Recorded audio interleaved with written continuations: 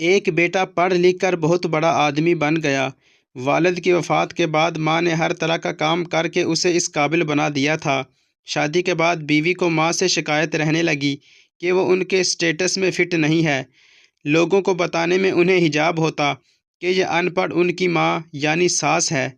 بات بڑھنے پر بیٹے نے ایک دن ماں سے کہا، ماں میں چاہتا ہوں کہ میں اب اس قابل ہو گیا ہوں کہ کوئی بھی قرض ادا کر سکتا ہوں۔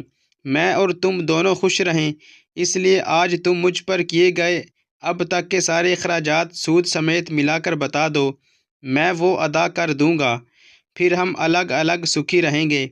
ماں نے سوچ کر جواب دیا، بیٹا حساب ذرا لمبا ہے، سوچ کر بتانا پڑے گا، مجھے تھوڑا وقت چاہیے۔ بیٹے نے کہا، ماں کوئی جلدی نہیں ہے، 2-4 دنوں میں بات کرنا۔ رات ہوئی، سب سو گئے۔ ماں نے ایک لوٹے میں پانی لیا اور بیٹے کے کمرے میں آئی۔ بیٹا جہاں سو رہا تھا اس کے ایک طرف پانی ڈال دیا۔ بیٹے نے کروٹ لے لی۔ ماں نے دوسری طرف بھی پانی ڈال دیا۔ بیٹے نے جس طرف بھی کروٹ لی ماں اسی طرف پانی ڈالتی رہی تو پریشان ہو کر بیٹا اٹھ کر کھنچ کر بولا کہ ماں یہ کیا ہے، میرے بستر کو پانی پانی کیوں کر ڈالا؟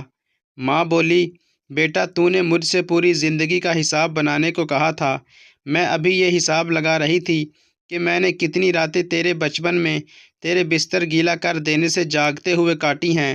یہ تو پہلی رات ہے اور تو ابھی سے گھبرا گیا۔ میں نے تو ابھی حساب شروع بھی نہیں کیا ہے جسے تو ادا کر پائے۔ ماں کی اس بات نے بیٹے کے دل کو جھنجھوڑ کے رکھ دیا۔ پھر وہ رات اس نے سوچنے میں ہی گزار دی۔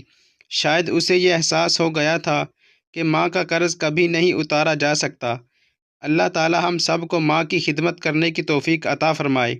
مزید اچھی ویڈیوز کے لیے چینل کو ضرور سبسکرائب کریں۔